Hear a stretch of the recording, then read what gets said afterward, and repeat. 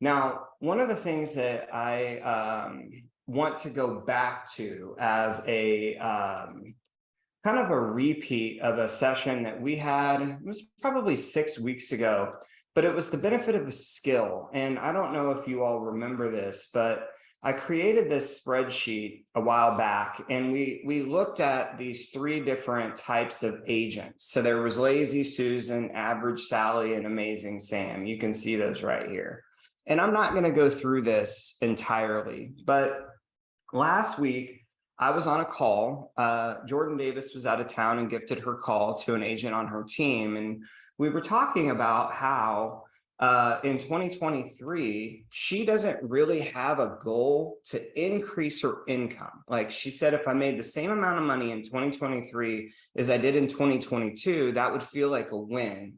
What she really wanted was more time. So she wanted to do the same number of deals, but do it in less time. And that's an important conversation, you guys, that you should be having with yourself. I think sometimes we get a little too caught up in that every single year, our businesses or our financials or things have to grow. Goal setting should be more in the pursuit of what is it you want more of and what is it that you want less of. So what do you want more of and what do you want less of? So for some of us, money-wise, we may be like, I'm good with money, but the amount of time it's taking me to earn the money that I'm earning is what I'm not so good at.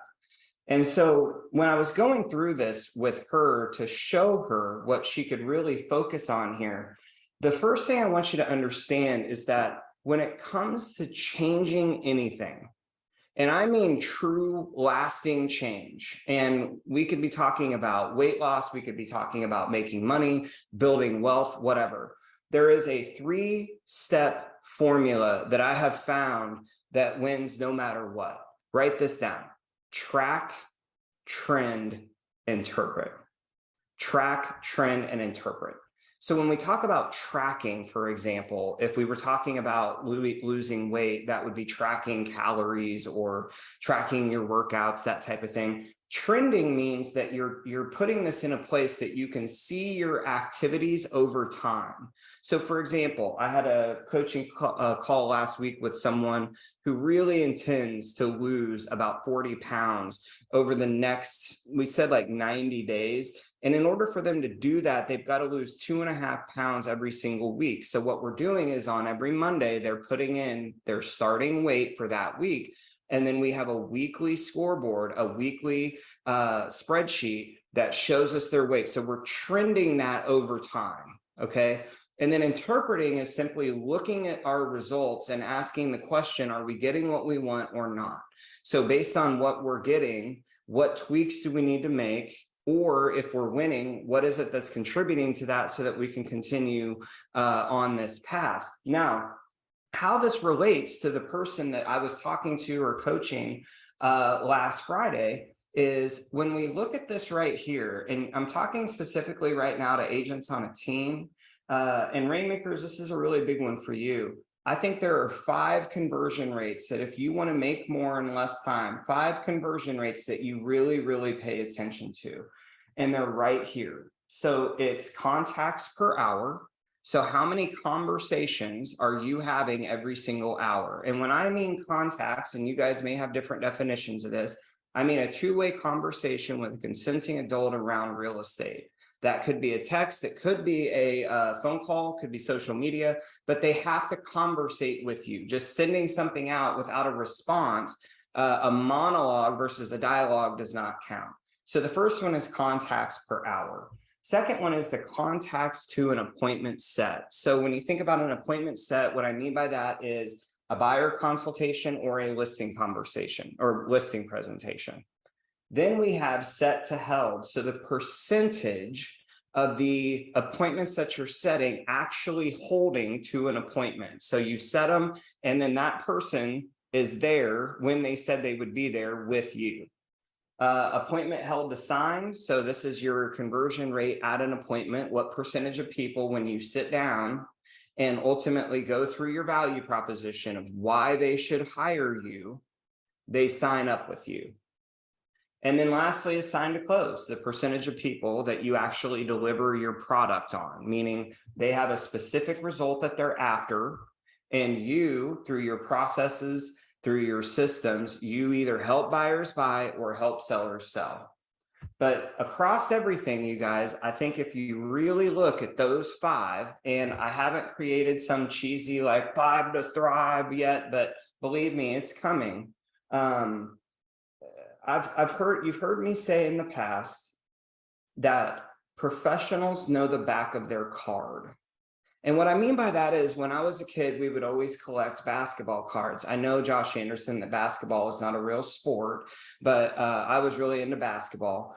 And we would, on the back of every card are the stats of that player. So their field goal percentage, their free throw percentage, the amount of average assists. And what I want everybody here to understand is that every one of you have statistics on the back of your card. Every one of you has a contacts per hour, contacts to an appointment set, set to held, held to sign, signed to close. All of you have this. But the question is, are you aware of them? So are you tracking it, number one? And if you're here, hopefully you are, because you're going into the breakout sessions and reporting out your numbers.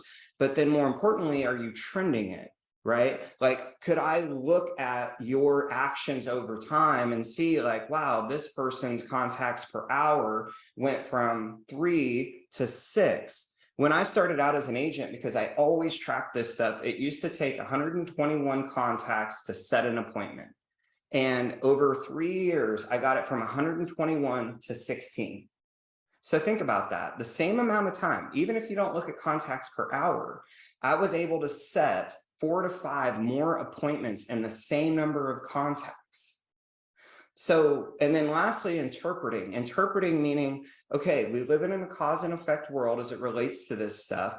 One question is, if I were to just improve one of these, which one would set off a chain reaction through all the rest of them?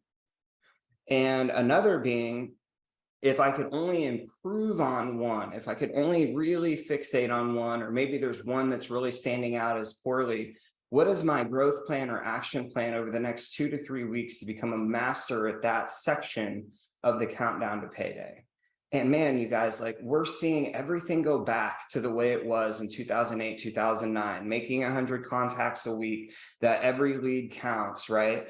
You've got to know the market and educate people on it. All of this stuff is not new. We just have to dust off the playbook.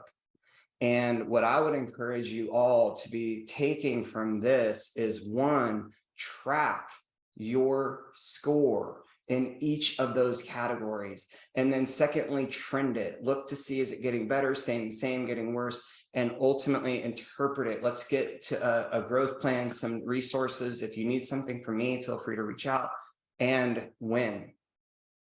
But this is the stuff that I think if we really nail this, Gary says that the only thing that changes in a shifted market is your message and your math.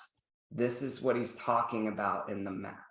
Okay, so any comments, questions, anything about this that you guys want to discuss any further? Is this helpful? Can you give me a thumbs up? Jenny, don't give me that finger. I'm kidding.